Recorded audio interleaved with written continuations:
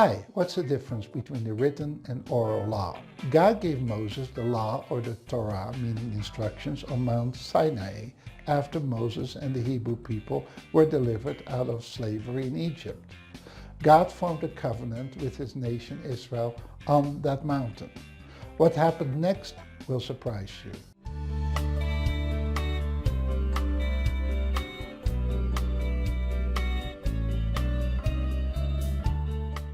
There are 613 commands, or mitzvahs in Hebrew, in the law. The word law can be translated into English as the instructions. The people of Israel were to read, obey, and memorize the law. In Greek, the law is also called the Pentateuch. It refers to the first 5 books of Moses, i.e. Genesis, Exodus, Leviticus, Numbers, and Deuteronomy. When Moses took the children of Israel out of Egypt, he was the sole judge over Israel, and he was 80 years old. He was too old and couldn't handle the stress of judging all of Israel.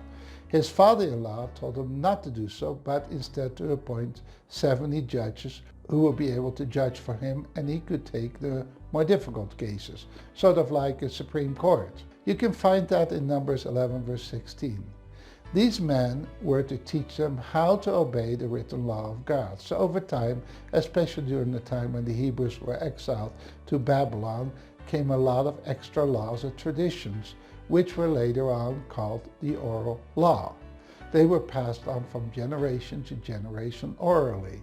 They covered many issues. For instance, one of the oral laws is if you're going to sacrifice an animal, to use a really sharp knife so that the animal won't suffer. Eventually, this oral law was written down and became known as the Talmud. This happened after the New Testament was written. The Talmud is huge. It's like over 20 giant telephone books filled with information and rabbis discussing things. Eventually, these oral laws and traditions were taught by especially the Pharisees, which eventually became modern-day rabbis in the synagogues. They're still around. That would be modern-day Judaism. That's why they tend to study the Talmud more than the Torah. For instance, take this. The Talmud tells Hebrew men to wear a yarmulke on top of their heads.